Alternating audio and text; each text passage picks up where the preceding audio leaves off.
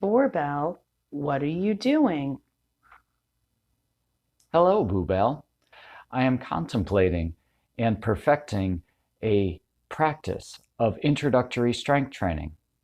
So many athletes have had their season canceled that I am thinking perhaps they would like to try introductory strength training. But Doorbell, no one's going to want to watch a 30-minute instructional video because, as you know, you're boring. Well, what should I do, Boobell? You know what to do. No, now is not the time we dance. Give me your hat and the gloves.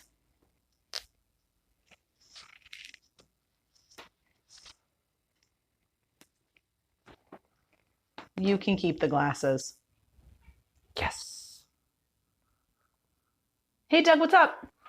Hey, Sarah. I was just thinking a lot of kids and a lot of athletes have had their seasons canceled. So I was thinking, what better time when you have 1, 2, 3 months off than to get introductory strength training? A time when they can focus on the basics of just getting a little bit stronger. So I thought I'd make a video for anyone who would want. What do you think? Oh, I think that's awesome. I think that's a great idea. All right, let's get started.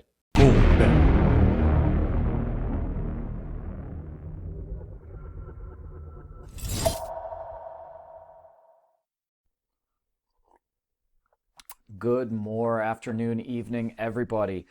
Um, let's get into this how to start strength training and introduction to strength.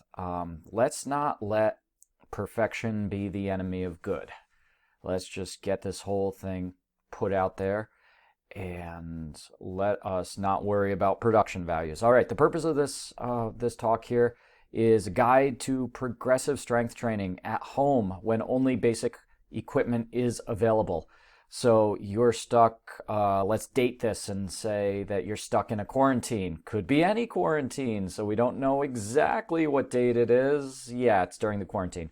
So you've got nothing except body weight and possibly some bands or some actual barbell plates. So, and you got plenty of time with no high intensity interval training. So you got some time to recover. You got a month, 2 months, 3 months, and you want to go through a simple program to get your body, get your tendons, get your muscles used to a strength training program.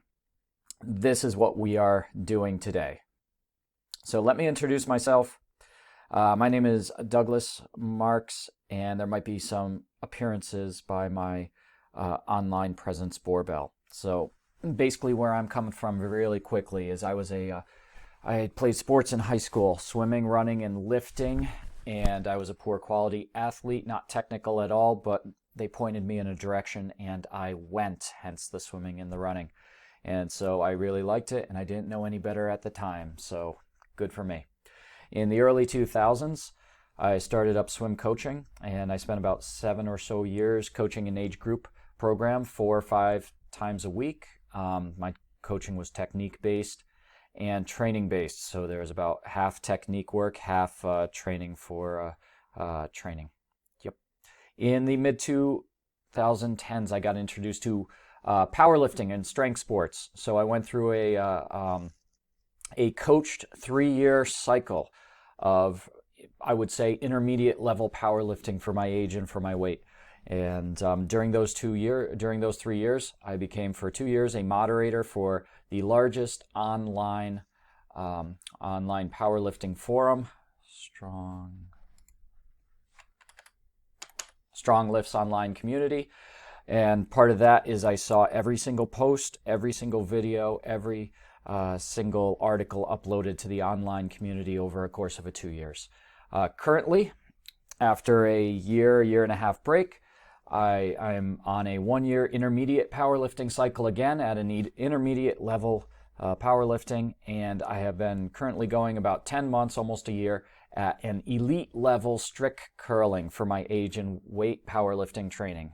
So 10 months of elite level strict curling training. Currently I'm 5'11 and 160 pounds. Okay. Pause. So this whole setup is basically there's nothing new. It's the introductory basic learning stage every strength training athlete goes through if they start from the ground up. So if they start from the ground up, they do these progressions in this way, give or take one set here and there. But it's basically pretty consistent for every single person who wants to get into strength athletics. One of the good things about this sort of training, it's every other day. It's 5 sets of 5, roughly, of the basic 4 lifts. It gives people a lot of time to get introduced to proper form. It's consistent, slow progress, and you're always using sub-maximal weight. It's really important to avoid injury using sub-maximal weights. I found that the injuries happen when you're pushing over 90% of what you should be doing or your maximum. So sub-maximal weight is pretty good injury prevention. It also allows for adequate recovery. So in this program, there's adequate recovery too. The focus is on 4 big major push-pull movements, trying to target as many muscles as possible. I like to think of it as best bang for your buck. So if you're going to spend 15 minutes, if you're going to spend 20 minutes, you want the best results for that time. And so your big compound movements are the best for that. This type of program over the course of 1 to 3 months is really good at unlocking beginner strength.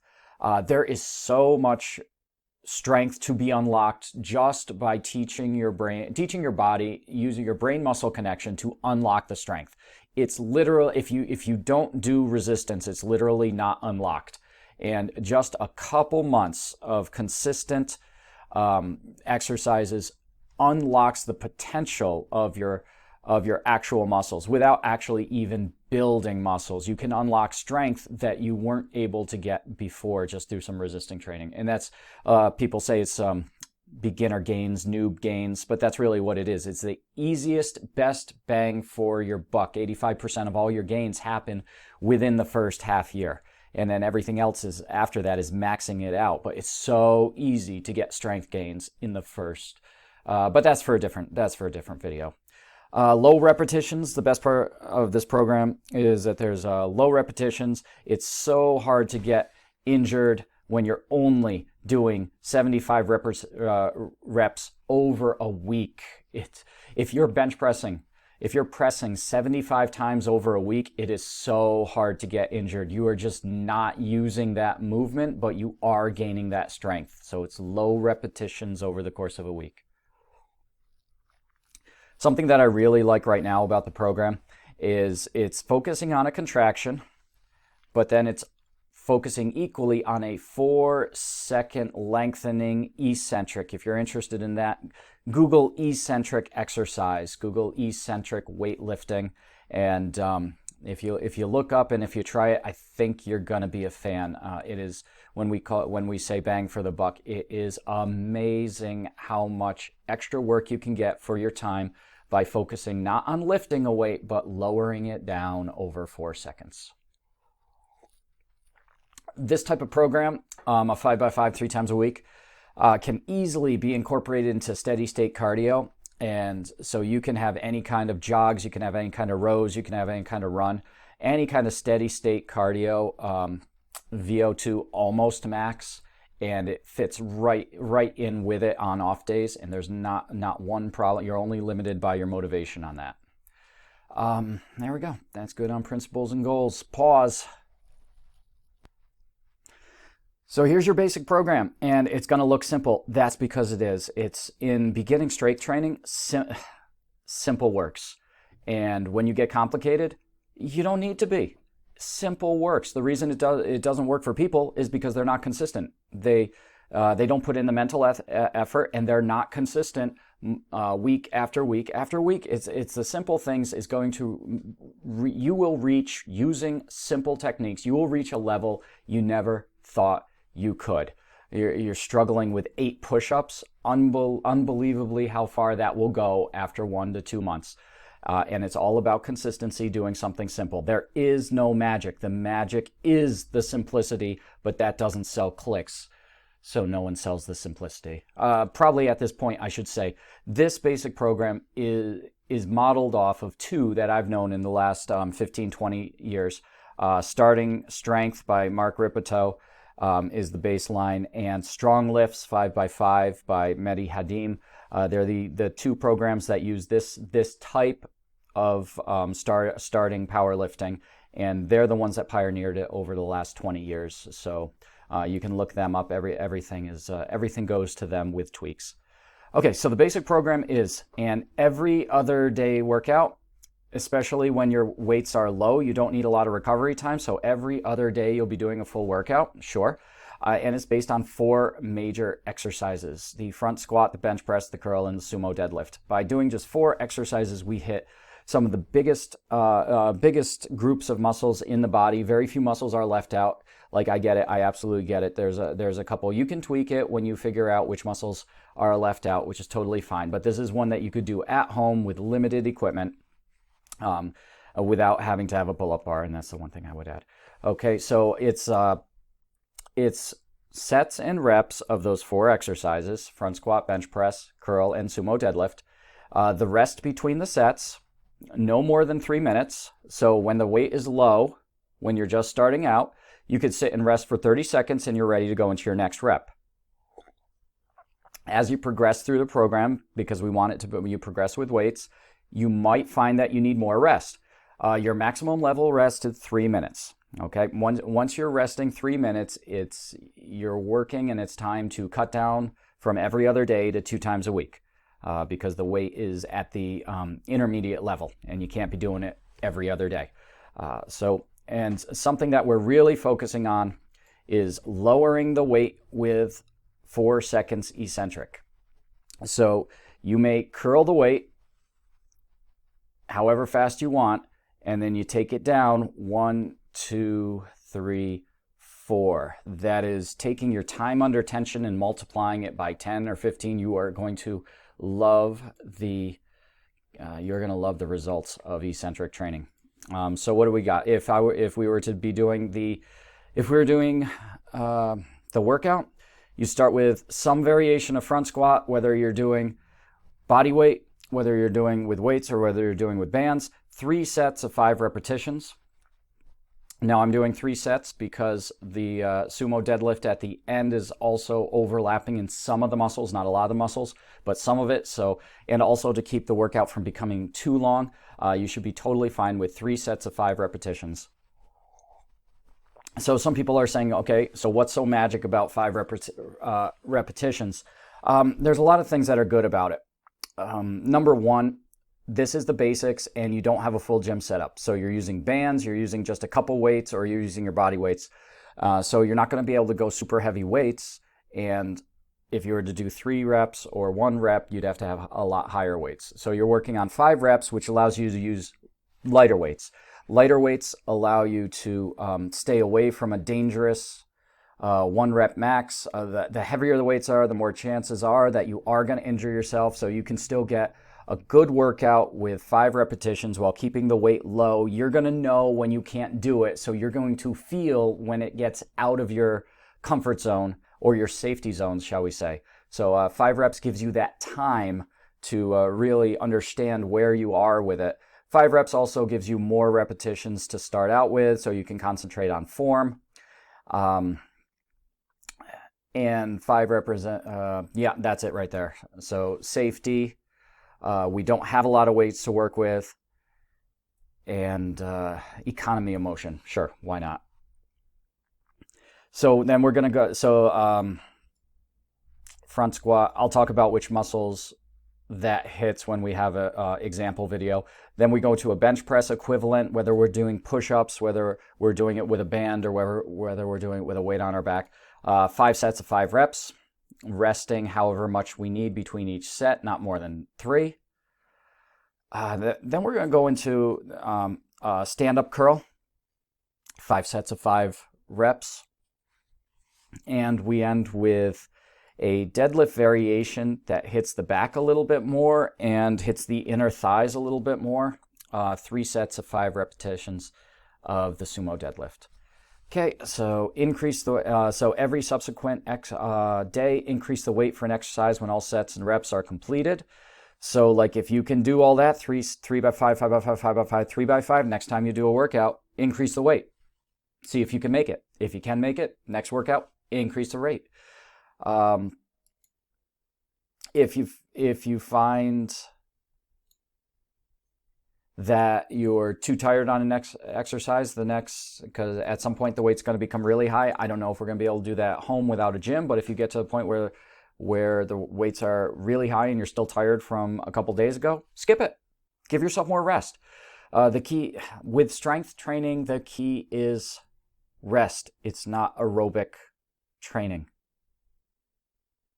You are growing and getting stronger when you're resting. And if you're impatient, you're never going to work in this sport.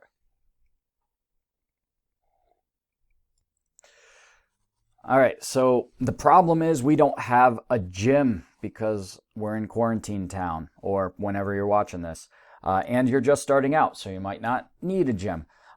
Body weight is not going to be enough for a lot of people. For some people, it will. For some people who literally don't have the strength, they are going to be working on the push-ups, just body weight push-ups, right? And some people are going to be working on body weight squats because they literally aren't that strong enough to do one workout with their own body weight. But within 2 weeks and within that many exercises, people will need some resistance.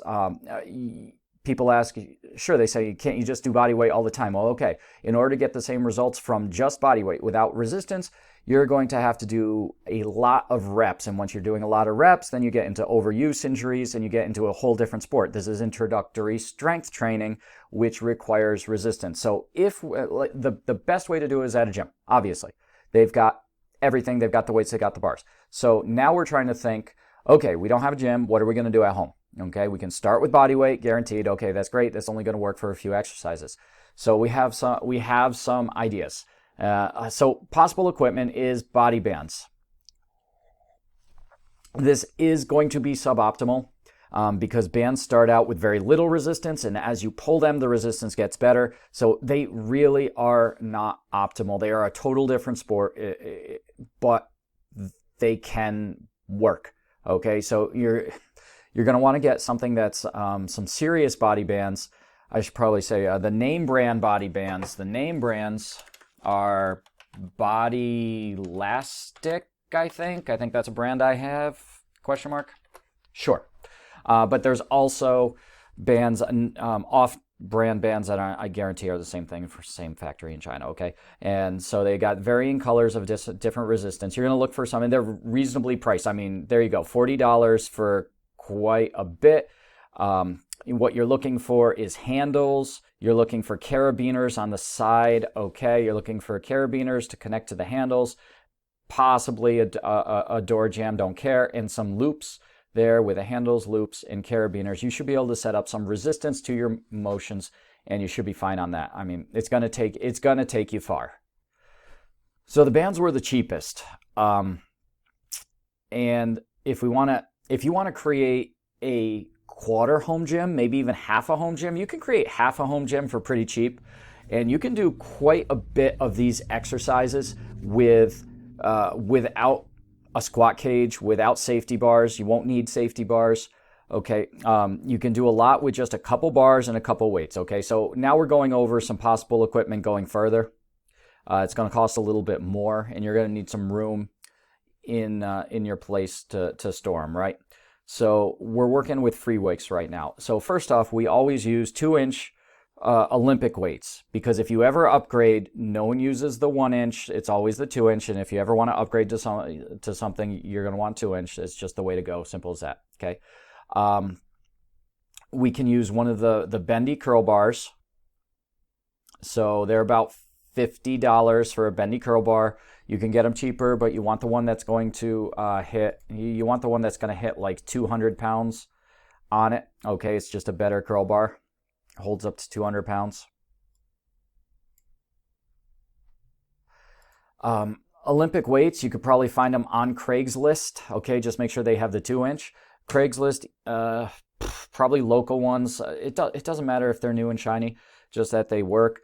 The best pounds for price per pound that I have ever found, it's still going on as it is from Dick's Sporting Goods. I mean, It's $240 for 300 pounds. You get actually a straight bar too. It's a cheap straight bar, but it's good for the small stuff.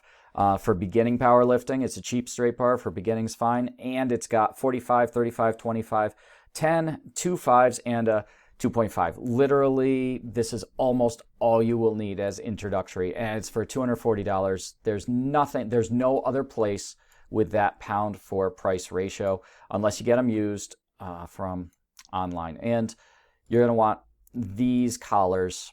The spring collars are super annoying. I get it. You could use them, but eventually, if you're serious about this, you're going to want collars that look like this. They're just easier. They're just better. And trust me, you're going to want them if you get serious. There's also a couple other equipment that we're going down the rabbit hole of actually creating a home gym. I mean, obviously you don't have to do this. It gets a little expensive, but these are the essentials for a home gym.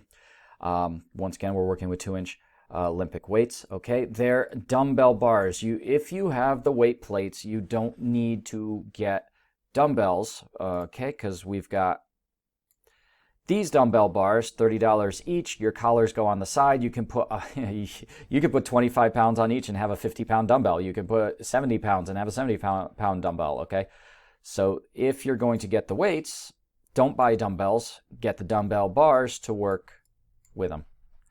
And something that's I tend to like a lot, because when you're in the slow progress, when you're saying, okay, I'm literally going to just add 0.75% or 1% to my total every single week, when you're on a slow progress and you're really not trying to blow yourself out of the water, when you're being the turtle and just walking forward, sometimes 2.5 pounds is too much for the week. So you can either make your own half-pound or pound weights, or you can get some micro plates. Absolutely, like once you're serious, these are absolutely affordable. Less than $40, American made. I met the owner; he's a great guy. And they've got 1 pound, 1 pound, 0.75, 0.75, 0.5, 0.5. So they can micro weight you up. So if you do want to increase your curls or something like that by 1% in the next week, then micro plates are a way to do that. Sure. Let's end the first part, and we'll see you back for the actual demonstrations and some talk about the demonstrations. There you go.